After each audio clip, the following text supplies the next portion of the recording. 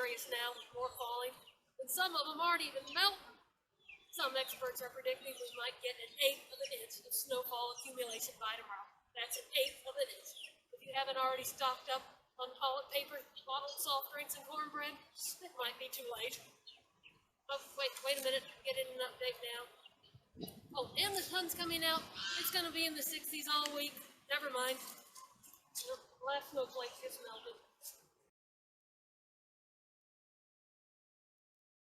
In the south, in Zone 8, winters are usually pretty mild. The winter of 2021 doesn't count. I'm pretty sure Congress and the Supreme Court all voted to just remove 2020 and at least half of 2021 anyway. While the weather's usually not that bad, it's still not rare to get some below freezing weather, and even occasionally snow, in January and February. It's probably too early to start warm weather plant seeds in a greenhouse unless it's heated, but if you have room by a window in your heated house, you can start them indoors. You can outdoor plant winter hardy crops like some types of green peas, onions, and garlic, but they probably won't grow much until the weather warms, so wait until closer to the end of winter if you want. This is a good month to prune fruit trees and plant bare root trees, as long as the ground isn't frozen or likely to freeze soon. Bare root plants are what they usually ship in the mail when you order trees online. It's still a little early to prune muscadines and grapevines, but that's better done after the harshest parts of the winter and not just before. If you till your garden, then this is actually a good month to do that, as long as the ground isn't frozen. That way you can beat the spring rains, which can make tilling very difficult. You can till in organic fertilizer, and if your ground isn't too big, cover the tilled parts with black plastic. Now, more about tilling in the winter and covering with plastic. You can start by getting organic fertilizer like leaves and manure and rake it all over the surface. Then till all that into the soil along with whatever weeds or other vegetation is there. Things usually don't rot as fast in the cold, so I wouldn't count on it being completely rotted into the soil before time to plant. Be careful you don't put in too much.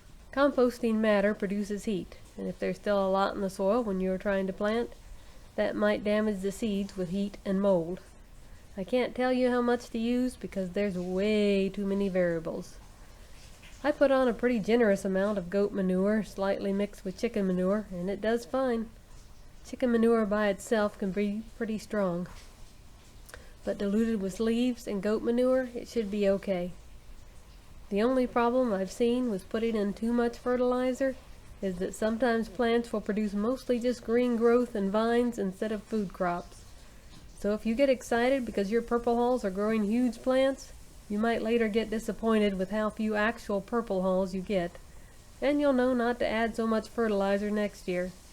But the only year where I got huge vines and almost no purple hulls was when I was tilling chicken manure in between the rows even after the growing season. A newbie mistake. That was before I had the internet to tell me everything and had to actually learn things by doing.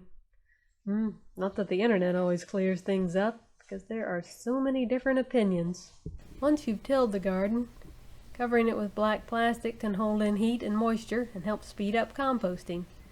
You can put bricks or logs or whatever around the edges so it doesn't blow away.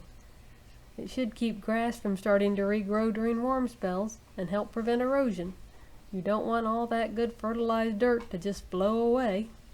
There is a greater risk of mold growing under plastic, so I recommend taking plastic off the part you want to plant and let it sun out a while before planting. You might till it again or just stir the dirt around with a rake or shovel. Because of the risk of mold, I don't recommend leaving the plastic on and just poking holes in for the seeds. I hear some people make that work, but in these parts we have a lot of heat and moisture and ground moisture and humidity. I'm sure that varies by location, so some people can get away with it, but I wouldn't count on it. Besides, nut grass can just grow through the plastic and Bermuda grass over it, and then there's those sticky vines that overgrow it and can get revenge from beyond the grave for months if you don't properly dispose of their sticky corpses. Leaving the plastic might just make for a mess of weeds anyway, so better to take it up, maybe use it just between rows, or maybe fold it up to use yearly for a few more years until it dry rots too much.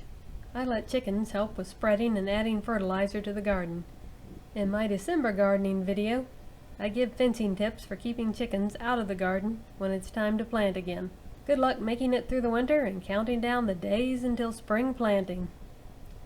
Maybe if you have a few gardening catalogs, you can be looking at those to help hold you over.